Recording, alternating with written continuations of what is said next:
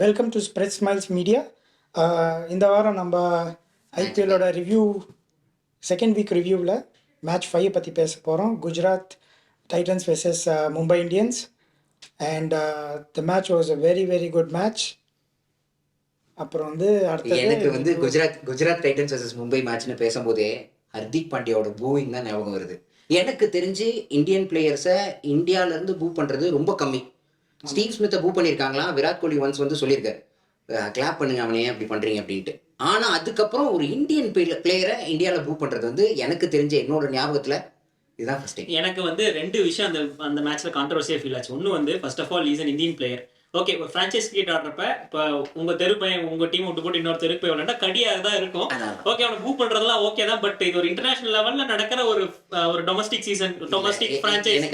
அதுவும் ஞாபகம் வந்துச்சு, சென்னை 6,28,000 ஜெய் வந்து ஏரியா என்ன நடந்துச்சு ஷார்க்ஸ்க்கு மாறப்ப இது ஒரு பிரச்சனை. பட் எனக்கு என்ன ஃபீல் ஆச்சுன்னா, still as a Hardik Pandya as a playerல he is the number 1 all-rounder in the world. At least in the India he is number 1. In the world there will be arguments. என்னை பொறுத்த வரைக்கும் இஸ் நம்பர் 1 இந்த world தான், ஆல்ரவுண்டரா. ஓகேவா? அது particularly T20 one day ஃபார்மேட்டை compare பண்ண T20.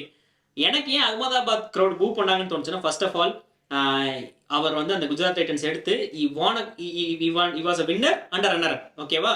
அண்ட் அவங்க லாஸ்ட் இயர் அவங்க கொடுத்த மீட்டிங்ஸ்லாம் பார்த்தா he will be like a very loyal guy. அவங்களுக்கு பொறுத்து நான் குஜராத் டைட்டன்ஸ் சப்போர்ட்டரா இருந்தாலும் எனக்கு எப்படி தோணும், எங்க தள்ளாடாம என் கப்பு வாங்கி கொடுத்துருக்கான், கப்புக்கு பக்கத்துல வந்து ஜஸ்ட் மிஸ்ல போச்சு. அந்த மாதிரி அவனை ஹையா நான் பேசிட்டு இருக்கப்ப கரெக்டா சீசன் ஆரம்பிச்சிருக்கான் 5 நிமிஷத்துக்கு முன்னாடி எல்லாம் ஓகேப்பா, நான் பழையபடி எங்க வீட்டுக்கே போறேன், நாங்க ராஜஸ்தானுக்கே போறோம் அப்படிங்கிற மாதிரி 6 வாட்டுக்கு கிளம்பி மும்பை போயிட்டார். மும்பை போயிட்டு லாஸ்ட் சீசன் பேசுறப்ப என்ன சொன்னார், we are more like the CSK versus அவர் ஒரு பேட்டி கொடுத்தது பாத்தீங்கன்னா ஹர்திக் என்ன சொல்லியிருப்பாருன்னா, there are 2 types of teams who are very successful. அதுல ஒண்ணு பாத்தீங்கன்னா there are teams which buy big players in the auction and they are very successful like MI, and there are a franchise like CSK where they buy players and they try to bring the best out of them with their abilities. So we are more like CSK ன்னு சொல்லியிருப்பாரு. அதுக்கு கூட கான்ட்ரவர்சியா சர்மா என்ன சொல்லியிருப்பாரு, don't forget இந்தியாவோட super stars like Bumrah and Hardik R mat here, not in any other franchise. he gave a fitting reply. சரியா? அது வந்து அவருக்கு கொடுத்தாரான்னு தெரியாது, பட் மீடியால யாரோ ஒருத்தங்க கேட்பாங்க. But he gave fitting reply, don't forget Hardik and Bumrah are super, like எங்க இங்க தான் வந்தாங்க அப்படிங்கறத அவர் சொல்லுவாரு. ஸோ எனக்கு தெரிஞ்சு ஒன் மெயின் ரீசன் என்ன தெரியுமா, நானோ இல்ல என்ன மாதிரி நிறைய பேரோ we are Rohit Sharma's fan. Hitman அப்படின்னு இருந்துச்சுனாலே நானும் ரோஹித் சர்மா ஃபேன் தான். எனக்கு ஹர்திக் பாண்டியாவும் பிடிக்கும். இன்னைக்கு வரலுமே Rohit Sharma is the captain of Indian team, எல்லாம் ஆல் 3 ஃபார்மட்ஸ்லயும். ஸ்டில் அதை ரீப்ளேஸ் பண்ணிட்டு when Hardik Pandya is coming, எனக்கு அது மும்பை இந்தியன்ஸோட இந்த shareholders, I mean franchise ஓனர்ஸ்ல இருப்பாங்க. I think there was an involvement from their side regarding this. ஏன்னா பிரஸ் மீட்ல கூட கேட்பாங்க, மார்க் புச்சரும் ஹர்திக் பாண்டியா இருக்கிறப்ப ரிகார்டிங் உங்க கேப்டன்சி கிளாஸ் எல்லாம் இருந்துச்சான்னு கேட்கறப்ப they were mute. Correct. And they were not allowed to respond also. அப்படிங்கறப்ப there is something behind. எனக்கு இது எல்லாமே தான் அந்த பூவிங்கான மெயின் காரணமா அமைஞ்சிச்சு. அந்த இடத்துல ஒரு ஃபிட்டிங் ரிப்ளை கொடுத்திருந்தா ஆக்சுவலா நான் குஜராத் ரைட்டா இருந்தா நானும் கடியா தான் இருப்பேன்.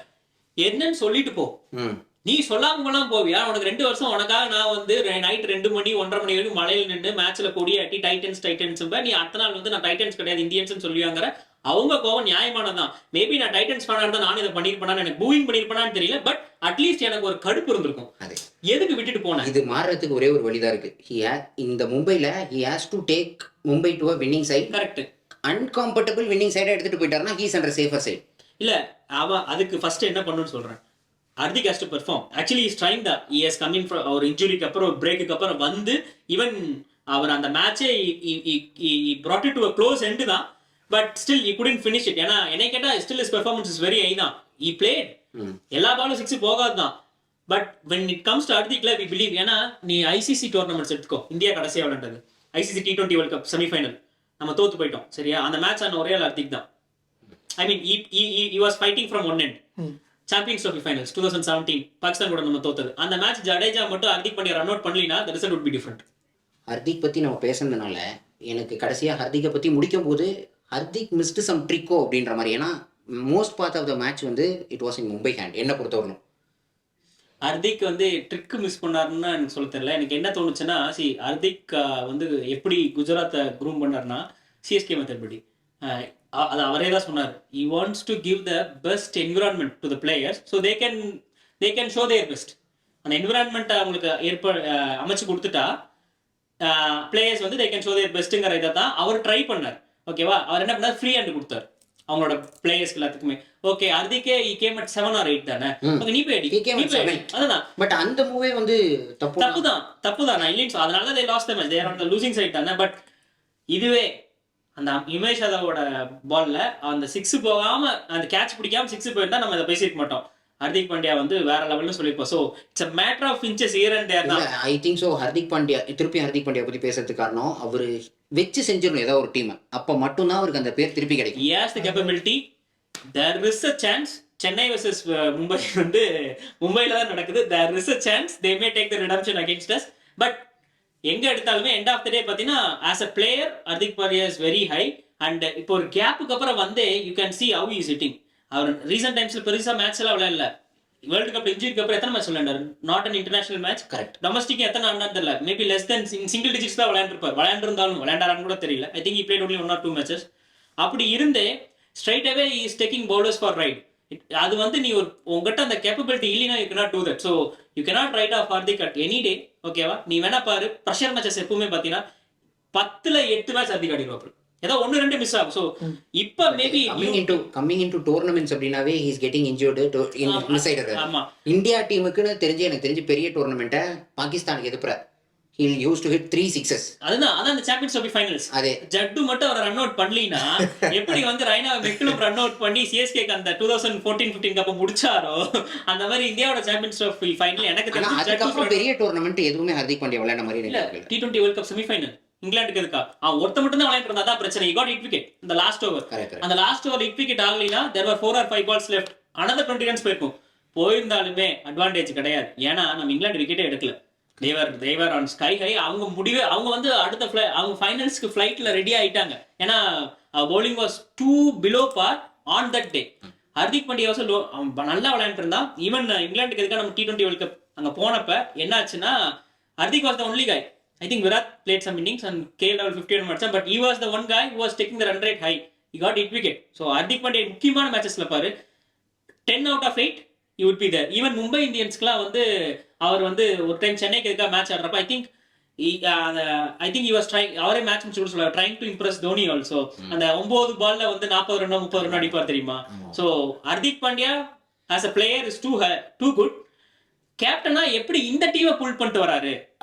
He pulled GT over the line once and he also came closer to pulling them on the other side of the line. இப்ப மும்பை எப்படி பண்ண போறாரு அதுதான் இப்ப இது. And coming into GT, Shami இல்ல, their head bowler இப்போ அப்படின்னா உமேஷ் யாதவும் மோகித் சர்மாவும் தான். கரெக்ட். அவங்களுக்கு ஷமி இல்ல, யாஷ்தலும் இல்ல. யாஷ்தல் தான் ட்ரேட் பண்ணிட்டாங்க. பிகாஸ் ரிங்கு சிங் அவரை லாஸ்ட் சீசன் செஞ்சது வந்து யாராலையுமே மறக்க முடியாது. 5 6 ஆர்சிபி அவர் எடுத்ததே வந்து எனக்கு சரி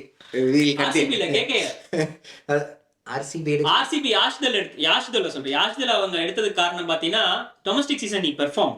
And to be honest, அதை நம்ம அப்புறம் தனியா பேசுவோம். இஸ் பெர்ஃபார்மிங் தான். அது அடுத்த இதுல நம்ம ஏதாவது பேசுறப்ப வரும். ஏன்னா இப்ப திருப்பி பழைய எனக்கு தெரியும் இல்ல அவர் செய்யறதுக்குன்னு ஒரு இடம் இருக்கு எனக்கு தெரியும்.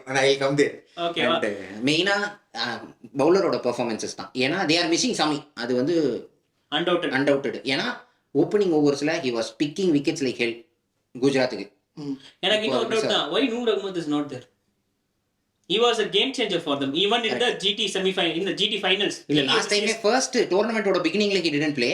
Second even நம்ம இத எக்ஸ்ப்ளோர் பண்ணல. ஆக்சுவலா எனக்கு இப்ப பேச ஸ்ட்ரைக் ஆகுது, why there is no Noor, whether injury concern, whether he is out of form, whether he is his availability Afghanistan board. இல்ல maybe depends on the pitch ன்னு நான் it's not a spin. இல்ல டகவுட்ல பார்த்தா எனக்கு தெரியல. நீ பாத்தியா?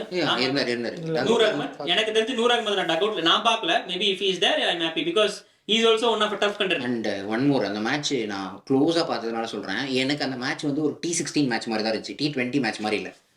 இந்த சைடு பும்ராவோட 4 ஓவர் ஒண்ணுமே பண்ண முடியல. அந்த side Rashid coming back from injury, அப்படியாப்பட்ட ஒரு பவுலிங். ஒரு ஓவர்ல மட்டும் அடிச்சாங்க, பட் ஸ்டில் அந்த பால்ஸ் டு பி கிரேட்டட் தான். என்னை கேட்டா 16 vs 16ங்கிறதோட குஜராத் சைடுல சாய் கிஷோரும் இஸ் வெரி சாய் கிஷோர் வந்து ஏன் தமிழ்நாடோட கேப்டன்ங்கிறது he proved and he is justifying that I am expected to get a cap, Indian cap soon. ஏன்னா he is uncapped player. அவரோட பவுலிங் அன்னைக்கு நீ பாத்தீங்கன்னா he is the one of the main reasons also along with Rashid. ஏன்னா ரஷீத் மட்டும் மேட்சை turn பண்ணல, ரஷீத், மோகித், கிஷோர் இவங்க 3 பேத்துல என்னை ரேங்க் பண்ண சொன்னீங்கன்னா I will rank Sai Kishore first. ஏன்னா you are expected to hit Sai Kishore. ஏன்னா பெரிய மேட்ச் எக்ஸ்பீரியன்ஸ் அவ்வளோ கிடையாது when compared to others. And moreover அவர் விளையாண்டதோட பெஞ்சில் வந்தா தான் ஜாஸ்தி in IPL. So they are expected to hit Sai Kishore, but he proved himself why இந்த இயர்ஸ்ல how he groomed himself, like எவ்வளவு இம்ப்ரூவ் ஆயிருக்காரு என்னங்கிறது it's clear from his play. குஜராத்துக்கு என்ன பொறுத்தவரைக்கும் they are missing two things. ஒன்னு பேஸ் பவுலர் ஷமி இல்ல, ஷமிக்கான ரீப்ளேஸ்மெண்டா என்னால உமேஷ் யாதவ் பார்க்க முடியல. he is third bowler for the team அப்படின்னா okay agree, but he is the first bowler of the team அப்படின்னா என்னால அக்ரி பண்ணிக்க முடியல ஃபர்ஸ்ட் திங்.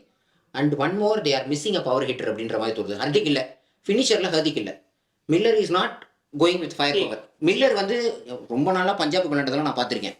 ஏதோ ஒரு சீசன் ஹில் பெர்ஃபார்ம், இது அவர் சீசன் இல்லையோ அப்படின்றதான் எனக்கு தோணுது. ஸோ மில்லரும் பெர்ஃபார்ம் பண்ணல அப்படின்றப்போ they are missing the power hitting. எனக்கு என்ன தோணுதுன்னா Hardik was not a finisher in GT. Hardik வந்து ஒன் டவுன் பிளேயர். அதே ஹர்திக் பட் வந்து he was a power hitter. ஒரு 15 ஓவர் போறதுக்கு அப்புறம் ஹர்திக்கோட கேம் பாத்தீங்கன்னா ஜிடிக்கு ஹர்திக் நீ மும்பைக்கு வந்து he was a finisher role. ஜிடிக்கு அவரோட ரோல் நீ மேக்ஸிமம் பாத்தீங்கன்னா ஒன் டவுன் வருவாரு, 15-16 வரைக்கும் வருவாரு. when you know this is his turnல then he will take for it.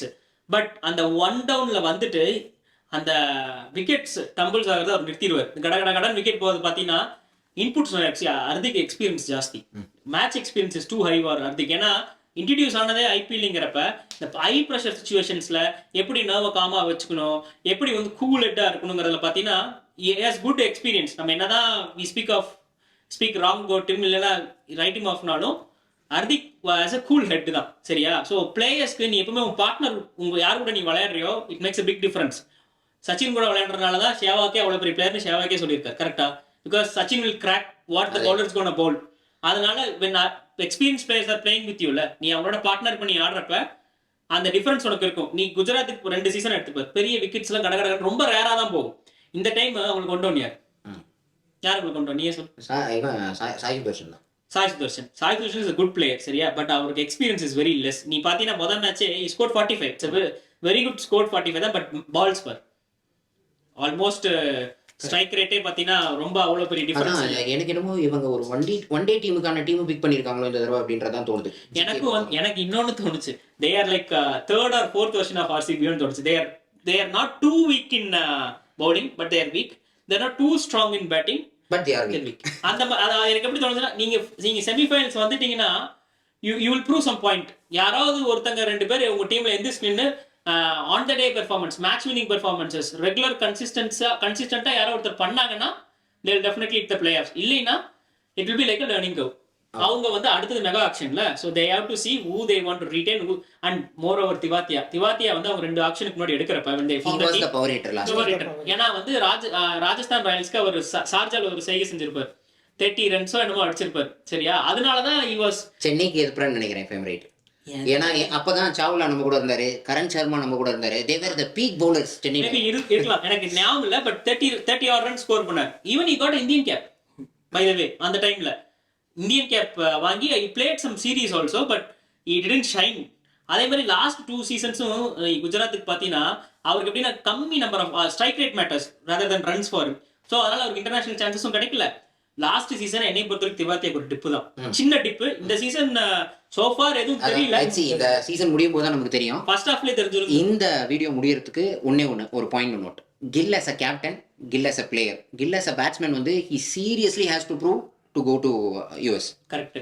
எனக்கு என்னமோ he is under scrutiny தான், he will not make it அப்படின்னு தான் தோணுது, because he is the captain also. எனக்கு என்ன தோணுதுன்னா actually captaincy role is not new to him. அவர் வந்து அண்டர் 16லயே கேப்டன் இருந்திருக்காருன்னு நான் கேள்விப்பட்டேன். So captaincy is not new to him. As a பிளேயரா கில்லுக்கு பார்த்தீங்கன்னா எப்பவுமே he will take some time. நீ பார்த்தீங்கன்னா லாஸ்ட் சீசன் எடுத்துக்கோ, மொதல் 7-8 மேட்ச்ல பெரிய பெர்ஃபார்மன்ஸ்லாம் இல்லை, பட் கடைசியாக பார்த்தீங்கன்னா ஒரு இந்த ஃபைனல்ஸ்க்கு முன்னாடியுமே பார்த்தீங்கன்னா அவங்களோட குவாலிஃபயர் 2 மேட்ச் பெர்ஃபார்மன்ஸ் பாரு, அதே மாதிரி குவாலிஃபயருக்கு முன்னாடி ஒரு 2 மேட்ச் பெர்ஃபார்மன்ஸ் பாரு. ஒரு தடவைலாம் பார்த்தீங்கன்னா 90 சம்திங்ல அவுட் ஆயிடுவாரு.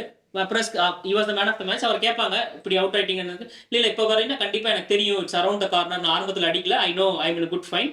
ஐ திங்க் அடுத்த மேட்ச் வந்துடும் நினைக்கிறேன். சொன்ன மாதிரி அடுத்த மேட்ச் செஞ்சுரி. ஸோ போன season he was expected to break Virat Kohli's 973 runs. ஓகேவா? ஜஸ்ட்ல தான் போச்சு 893 ரன்ஸ் ஆல்மோஸ்ட். ஒரு எனக்கு அந்த நீ சொல்ற மேட்ச் மட்டும் கம்பல்சரி ஞாபகம் இருக்கு. சன்ரைசர்ஸ் ஹைதராபாத்துக்கு எதிராக he made 101, புவி 5 விக்கெட் எடுத்தார் அந்த match. Correct. So he as a பிளேயர்ல அவர் வந்து எப்படின்னா இந்தியா டெஸ்ட் டீம் மாதிரி முதல் மேட்ச் எப்பவுமே தோத்துருவாங்க. எம்ஜிஆர் மாதிரி வச்சுக்கோ, முதல்ல 3 அடி வாங்கினாதான் அடிப்பார். So he will come back stronger, but when he comes back big. He's a big match இல்ல player. இந்த தடவை ஐ டவுட் பிகாஸ் இந்த டைம் அவங்களுக்கான லைனப் இல்ல. He has to stand all through out. அது first half of the season தெரியுது. ஏன்னா 7 மேட்ச்ல if you win more than 50-60% the pressure is less. Correct. pressure more ஆயிடுச்சுன்னா maybe there will be a dip. Or நீ இப்படி கூட யோசிக்கலாம், pressure அதிகமா இருக்கு, நான் தான் கேப்டன், நான் தான் இங்க ஸ்டார் பிளேயரா இப்ப ஆடணும் அப்படின்னு நினைச்சா ஆடினாலுமே ஆச்சரியப்பட வேண்டிய அவசியம் இல்லைன்னு என்னோட. ஏன்னா Gill has that capability and has the calibre to perform like that. என்ன வேணாலும் நடக்கலாம், அது எப்படி ஹேண்டில் பண்றாங்கிறத பொறுத்தான், அது எப்படி அந்த மேனேஜ்மெண்ட் அவங்களை வச்சுக்கிறாங்கிறது தான் எனக்கு தோணுது. Who will make the top 4? கில்லா, பாண்டியாவா?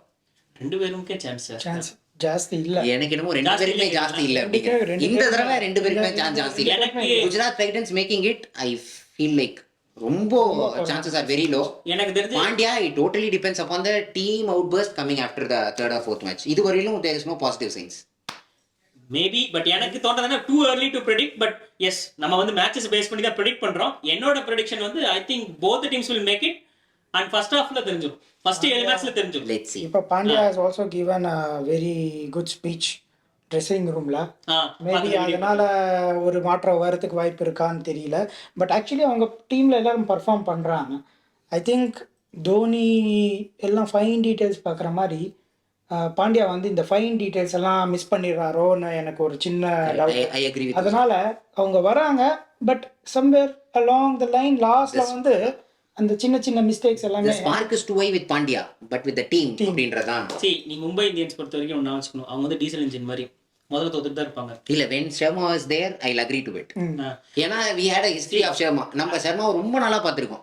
முதல் 5 மேட்ச் தோத்துட்டு they came to qualifiers வரலன்றலாம் பார்த்து தான் வந்திருக்கோம். சோ அப்ப இருந்த கான்ஃபிடன்ஸ் எனக்கு இப்ப இல்ல. இந்த வீடியோ முடிக்கிறப்ப இந்த பாயிண்ட் எனக்கு சொன்னா நல்லா இருக்கும்னு தோணுது, நான் சொல்றேன். சரி, இது பாண்டியாவோட டீம் தான், ஓகேவா? Sharma is still in. Sharma as a player is very dangerous than Sharma as a captain. I agree. agree. So let's wait and watch.